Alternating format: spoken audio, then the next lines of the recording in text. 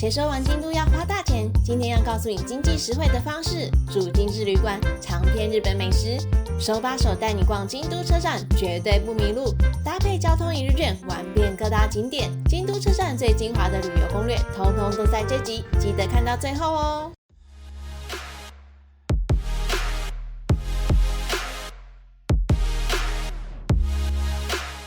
在京都4天，住在一个我觉得非常不错的青年旅馆。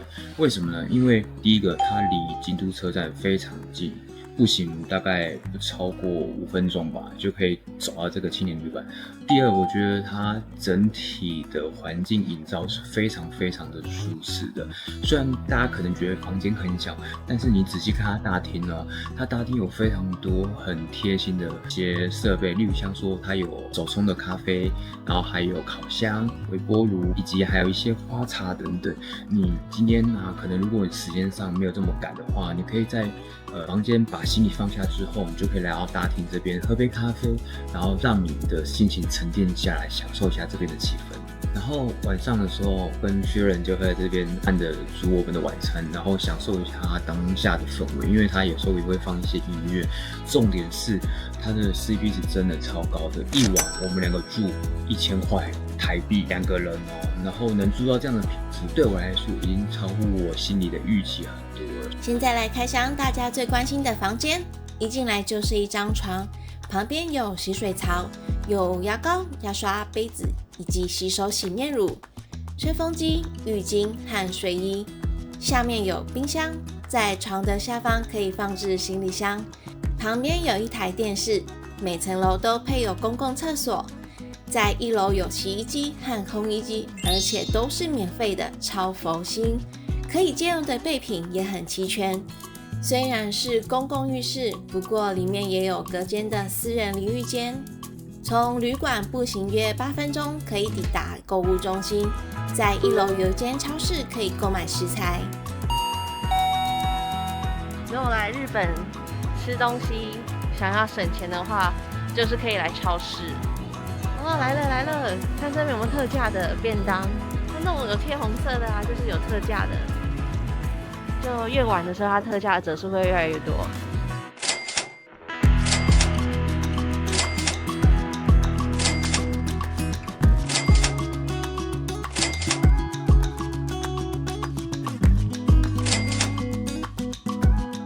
嗨，大家早！我们今天来到了京都车站。那京都车站是你今天要到祇园、到清水寺，你可能要到大和神社，它是必经的一个大站。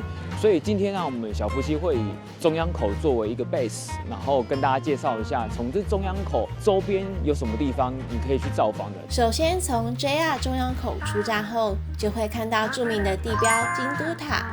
然后在右手边有一排 JR 的自动售票机，售票机又分成蓝色和绿色机器，购买一般自由席或是 IC 卡的话，到蓝色机器；领取预订车票或是划位指定席的话，到绿色机器。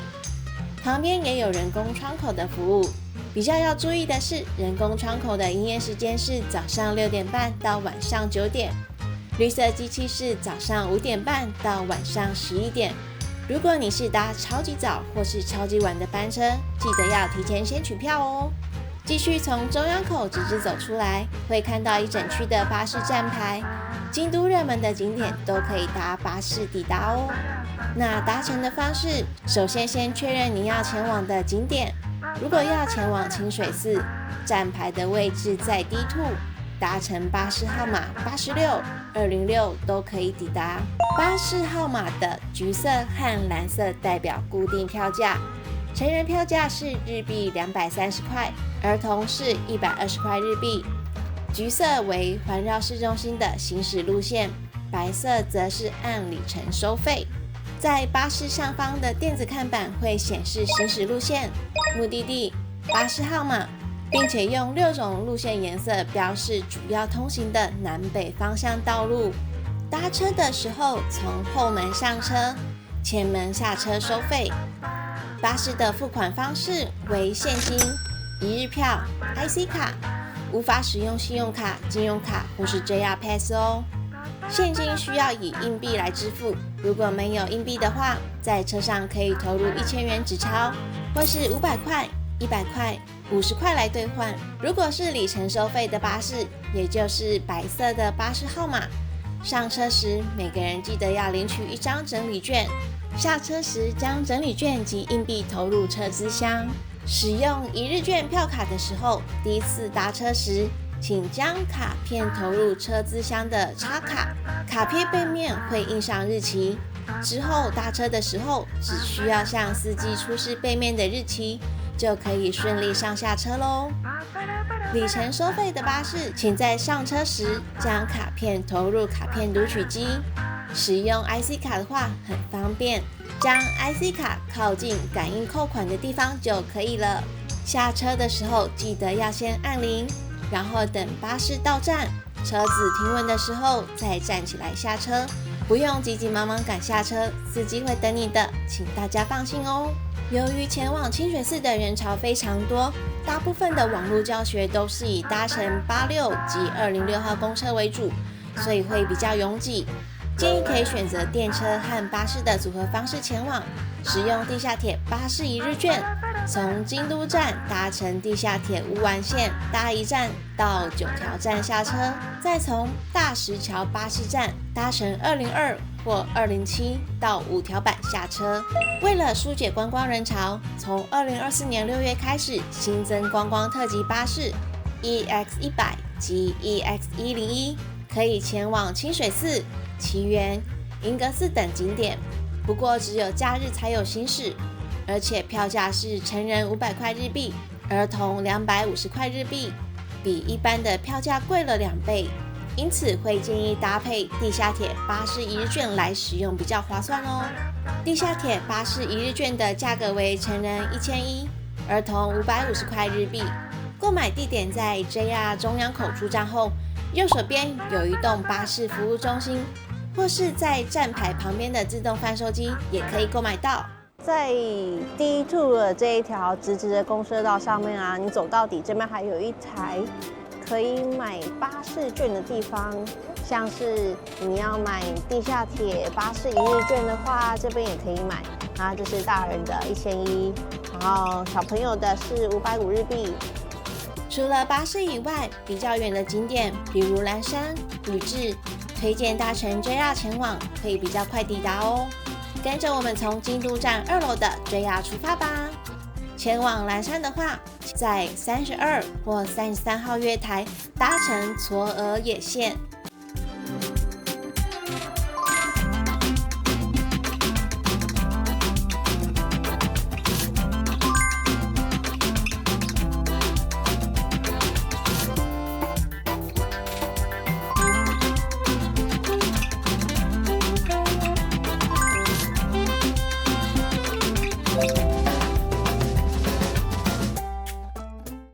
就是 JR 出站之后呢，来到这边，然后你就往那条小小的路右转过去，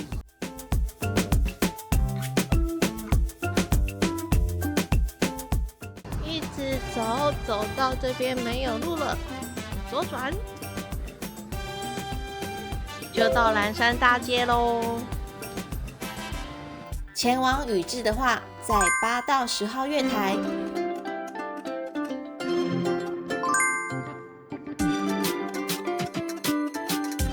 搭乘普通或快速列车都可以抵达宇治，或者也可以在9号或10号月台搭乘普通列车，2站就可以抵达道和站，前往道和大社喽。现在京都官方推广不要携带大型行李搭乘大众交通工具，避免影响当地居民的生活，所以在京都车站有行李寄送的服务。从 JR 中央口1楼中间的手扶梯搭到 B1， 左手边有行李服务中心，营业时间从早上8点到晚上8点。这边也有寄放行李的服务，寄放行李一个是800块日币。行李寄送的话，要在早上8点到下午2点前办理，行李会在当天5点前送到饭店。如果是旅游旺季的话，可能会在6点以后送达饭店。行李寄送的费用一个是1500块日币，要到柜台填妥你的姓名及饭店地址。建议先到网站查询饭店是否有配合寄送的服务。网站链接我放在影片的资讯栏。在同一层的 B1 也有整区的置物柜，而且营业时间更长。你可以下来看到这一间药妆店，然后右转这边走过去之后啊，它会有洗手间，然后也会有寄物柜的地方。那如果说你有 IC 卡的话，这边就可以用 IC 卡的寄物柜，那它非常的方便。第一个步骤呢，你就是先找到空格的、有空的寄物柜，然后把东西放进去之后呢，把这个第二个往下压，往下压了之后，你再到这边来逼你的 IC 卡付款。那这边它也可以选繁体中文，请选择使用项目。付款的方式有2种，如果说你是用现金的话，它会给你一張 QR code 的嘛。那你回来取行李的话，就在这边刷 QR code。那如果说是 IC 卡的话，就到这边刷你的 IC 卡付款。寄物柜有3种尺寸，价格从日币400到日币700块之间。在旅游旺季的时候，建议利用网站确认目前寄物柜的状况，减少携带行李移动的不便性。要去拉面小路的地方的话，就是中央口左手边这个手扶梯上去，我们走吧，到10楼。然后这边会经过 Mr. Donut， 那我们就一直搭手扶梯上去。哦呦，好高哦，我要腿软了。再继续往上走。好了，到这边之后，你就会看到，运动太这边有拉面小路10楼，那我们继续上去。那旁边这边呢，就是流水阶梯秀，但是因为像是白天，晚上的话它就会打灯，非常的漂亮。晚上大家可以来这边看一看这边的灯光秀。来京都车站，千万别错过这场声光飨宴。透过高科技的投影技术，呈现日本传统文化，而且根据不同的节日，还有限定的主题秀，可以感受不同季节的京都之美。这好像是我有史以来搭过睡久最长的电梯。然后，因为你上面是那个天际线嘛，就直接可以看到天空，我就觉得好像搭上去就慢慢开始要看到耶稣了。我要搭去天堂了。对啊，就觉得我人生好像很短暂、很渺茫，就蛮奇妙的。这电梯真的好长哦！你看这旁边阶梯也是。如果说我走阶梯上来，我应该会死掉吧？可以当训练啊，运动。就是要吃拉面以前，你可以先运动一下再上来。我们现在搭电梯上来之后，但是上来是11楼，所以我们要再走楼梯下去，去那边，从这边的手扶梯下去，来从那边走进去，里面很温暖，就到了。拉面小路集结了日本全国各地的知名拉面店，省去舟车劳顿的麻烦，直接在京都车站就可以品尝到咯。这次我们选择来自京都的面酱，以石臼研磨的全麦面条，从外观可以看到小麦粒粒分明。吃沾面的第一步，先别急着把面条沾上酱汁，干吃一口原味，让小麦香味在嘴巴里散开。我们再把面条沾上酱汁，品尝鸡汤和海鲜炖煮的浓郁鲜味。吃到剩下一半的时候啊，将碎洋葱倒入酱汁，把炸菊淋在面条上，清香酸甜，又是全新的风味。最后将高汤倒入沾酱的酱汁，并且撒上海苔享用，就是完美的 ending 啦。好，这边要推荐大家一个比较好拍到京都塔的地方的位置。我们从中央出口右手边这边手扶梯搭上去，然后再继续上去乌丸小路广场。啊，上来这边乌丸小路广场，这边也可以拍到完整的京都塔，都没有人哦。你就可以在这边跟京都塔合照哦。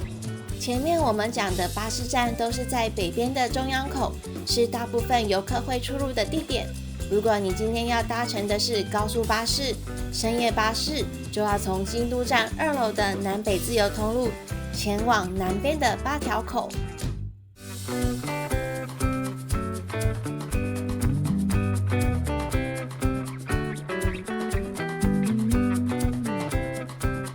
我们要先去跟他讲你预定的名字，然后讲完之后你才可以放，然后你就了，然后他会给你一个注意事项。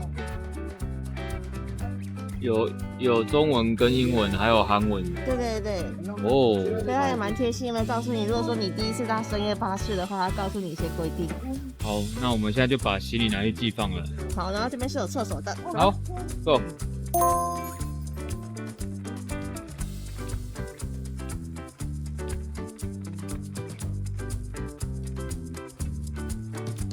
就大家可以看到这边有2孔的插座，然后整个座位啊，就是比较蛮宽敞，就是你2脚其实是可以伸直的，以及它有附拖鞋，附了1双拖鞋，就是如果你脚太闷或是很不舒服的话，你就可以脱拖鞋。然后这边有它那个整个座位操作说明，甚至说上面有一些 USB 的插孔。以及啊，这边有 Quick 卡的 ，Quick 卡就是大家看一下，按一下这边左边这边按一下，这边就弹出来，看一下哦，这脚就跟着弹出来了。那大家可以看到上面啊，就是每一个座位都会安排有一个拉帘，那上面这个拉帘就是说你不需要人家打扰你的话，你就可以弄自己一个小空间。看一个小空间，对。比如说你要在里面打呼啊，打呼应该还是听得到，打呼还是听得到。我们晚上11点50从京都站出发，大约早上6点抵达东京上野。一个人的费用是6000块日币。虽然车上很安静，但是体力不好或是前面的人，还是建议不要搭乘深夜巴士，不然隔天可能会太累。除非你想看看清晨的上野。离开京都前，别忘了买些伴手礼。在中央口左手边有一间伴手礼店，不过整间店面比较小，推荐大家前往2楼南北自由通路，这边有专门卖伴手礼的区域，保证让你挑到手软。不知道买什么的话也别担心，跟着我们一起开箱京都人气伴手礼。第5名，9条葱虾米脆饼。你知道什么是9条葱吗？这可是京都最有名的传统野菜之一。京都人引以为傲的9条葱，入口甘甜清香。9条葱的甘甜和虾子的鲜味融合在一颗颗酥脆可口的米饼之中。每一小包米饼都是独立包装，还有可爱的京都五季图案，不仅方便携带，分送给亲朋好友也很适合哦。我们先来开箱第5名9条葱虾米饼。你看上面就是他们这边的9条葱的装饰，真的很可爱耶。而且我一直都很喜欢日本包装的配色，就是它色调其实是非常舒适的，然后又不会太突兀。我刚刚打开内包装的时候，其实就小小的一块，像这样，大家可以看一下。我发现它是有一点点厚度的米饼，第一印象会觉得好像是台湾的爆米香，然后那个香气其实带了一点海鲜味道，淡淡的虾米味。我觉得它口感是偏非常非常扎实，吃口第5口之后，都还是保有那个一定的脆度。我觉得这款可能老一辈的就不太适合。虾米的味道慢慢的浮现上来，就充满在嘴巴里面。那你说葱的味道，我觉得还好，真的还好。我吃到现在好像都没有很明显的葱味，但是我在还没吃之前，其实我已经能猜得到它的味道跟它口感了。所以这一款我觉得它算是中等程度，但是我觉得它是胜在它的包装，以及说它米饼的口感是粒粒分明的，所以它咬起来的整体的脆感会更明显，很扎实、很爽的口感，而不是说一咬下之后就整个散掉了。对，有的米饼可能吃下去它就融掉，所以它是走非常爽脆口感的路线。这个很适合下午被主管骂很不爽的时候。很大声这样同事都知道你在吃零食。想骂主管不能骂，就只能没有，我吃东西啊，以咀嚼泄恨。第4名，双色抹茶费南雪。这款费南雪大有来头，是法国最优秀的蛋糕师和日本顶尖的10段品茶师联手打造。为了庆祝京都和法国缔结姐妹城市60周年，使用法国高级奶油和京都宇治抹茶，将2种不同质地的面团分别注入是有难度。师傅心里想，那只能靠我们自己开发了。经过一次次的试验及改造，终于完成出这款跨国打造、融合东西方元素的梦幻甜点。第4名其实是我个人非常期待的法国的甜点师以及日本的品茶师联名合作的，一边是绿色的京都，那一边是金色的法国。那你要代表京都还是要代表法国？我代表京都好了，好，我那么爱吃抹茶的人。好，那我向往法国的氛围。日本派先讲，这个是我会喜欢的甜点，它费南雪做的很湿润，哦，超好吃的，湿润到我觉得好像躺在沙发上睡觉。哦，Oh my god， 这个我给很高分耶。我觉得这个是高级甜点店会出现的费南雪，或者是5星级饭店会出现的费南雪。我没想到这个甜点竟然会在伴手礼店出现，厉害，超好吃，这个真的超推荐的。然后它的香气咀嚼到最后是带有一点点韵味的，很适合配一个下午茶或是咖啡。哇，你这下午茶原本从10分可以直接挑100分。我还没有吃到抹茶，它抹茶味道也很好。我本来从法国突然间坐时空门直接到日本来，吃下去直接到京都了，非常的好吃，给满分。第3名，Godiva 生八桥。生八桥是京都和果子的经典代表，这次与国际品牌 Godiva 联手开发，制作口感柔滑的甘纳许巧克力内馅。盒子设计的灵感来自日本传统的立永，传统与创新的独特口感，无论送礼自用都是很好的选择。这个伴手礼就很特别，它是跟Godiva合作的，因为Godiva的巧克力本来就很厉害，很好吃这很好吃。但是我在看它外观的时候，我会觉得好像就是水饺巧克力。对，刚才听到那个生8桥，我以为吓死，我以为生8个。要送礼的话，希望让你好运，我就送你生8个。好啦，这题外话，好，那我们就来开吃喽。飞到哪一班？你先。是不是有点像麻吉巧克力啊？好，这一集就结案了。怎么了？没有，你自己都讲把那口感讲出来了。这个就是麻吉巧克力。我在吃的时候，它的皮啊是非常扎实，就不是那种一咬就散，所以扎实的皮加上好吃的巧克力融合在一起，我觉得也还蛮好吃的。这个生八桥，我拿在这边，我就一直闻到那个巧克力的味道飘到我这边来了。我觉得它这一款厉害的点在于说，一般我们吃麻吉，我们会觉得麻吉太厚，麻吉是麻吉，内馅是内馅，但是它是因为上下夹层都是平的，麻吉跟那个巧克力的口感去融合在一起的，你不会觉得它们俩是分开的，融合的非常的好，还蛮适合送人的。因为生八桥它是京都的特产，然后又是结合Godiva，你这盒拿去送人，他就哇好厉害哦！京都的特产又是跟Godiva联名的，应该很贵吧？所以他们其实传统本地的糕点店也开始要寻求外在的合作，去让你的食物有不同的创新思维。所以我们刚才吃到那个有点让我惊艳的意思是，我没有想到可以把Godiva包在这个麻糬里面。对，谁会想到啊？就有点像是说花莲麻糬跟Godiva联名啊，类似这样子。你没有想到那个是真的很屌，真的屌翻的，或者是像台湾的那个太阳饼去跟Godiva去做结合，我也觉得哇，那蛮厉害的。对，而且我觉得它还可以用冰的方式去吃看看。哦，对，冰镇的，哇，那拿出来应该超好吃。第2名，抹茶牛奶夹心饼干。这款夹心饼干可是只有亲自来到京都车站才能买到的限定商品哦。制作时使用京都宇治抹茶，加了香醇的牛奶白巧克力以及绵密红豆馅，一口可以同时吃到5种层次的丰富口感。饼干上更印有京都的字样，送给亲朋好友时，你不用开口就知道是在地的京都伴手礼。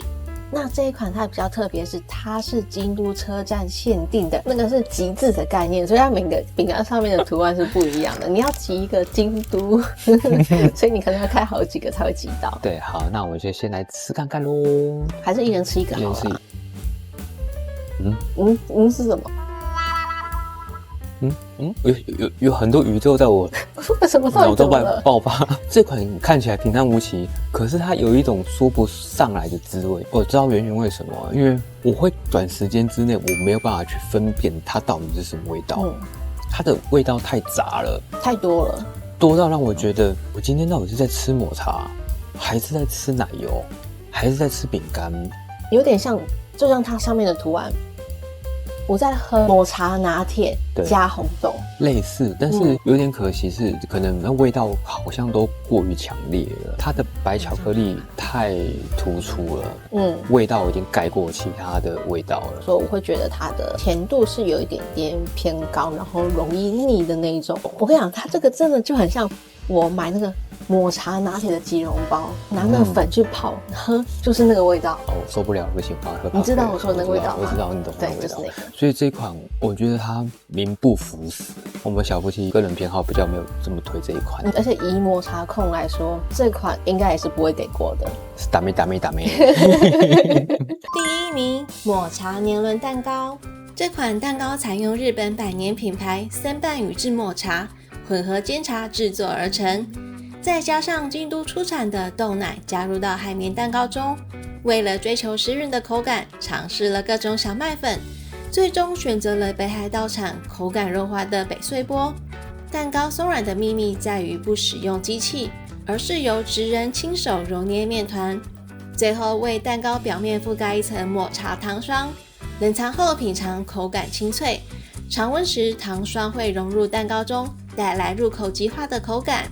每一个年轮蛋糕都是由同一位职人亲手制作，打开包装就能看到职人的名字，感受他们对品质的坚持。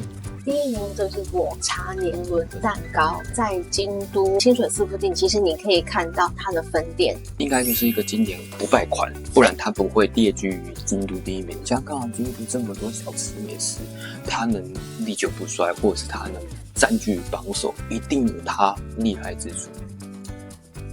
大概知道为什么它能成为经典500款，中间它加豆腐再加抹茶，融合起来感觉其实是互相不冲突的，是舒服的。蛋糕的本体不会过甜，那主要的甜度是来自于上面的这一层抹茶的糖霜，它会让这个层次再往上拉一点。我就是很喜欢它外面那层抹茶沙沙的口感，有别于一般的年轮蛋糕，有让我惊讶到一下。我觉得它的好处是，你这个年轮可以切一小块一小块分给所有同事吃，然后大家再点个下午茶，点个咖啡，我觉得这样配就很好了。但是让我比较提醒的是，它这个年轮蛋糕的保存期限比较短，15号买，然后它21号就过期了，所以它这个大概是5到6天左右的保存期限，所以你自己要算一下你回去跟送礼的时间，这个也比较注意，不然就一口把自己这样整个拿起来吃掉了，自己嗑掉。那我们要来总结我们两个最喜欢的伴手礼，你选一个。如果要我选的话，我应该会选Godiva那一个。抹茶控，你应该可以猜得出来我最喜欢的是哪一个了。那个法国跟京都联名款。对，我觉得那个抹茶费拿铁真的太好吃了。夫妻所推荐的这些伴手礼都是我们品尝过、试吃过，真的好吃，才推荐给小玩家们的。对，所以有雷我也直接告诉你啊。那个第2名啊，第2名的那个不知道什么突然混进来。喜欢这支影片的话，记得订阅、按赞跟分享哦。那我们下次影片见，拜拜，拜拜。干嘛？但是人家以为我们不恩爱哦。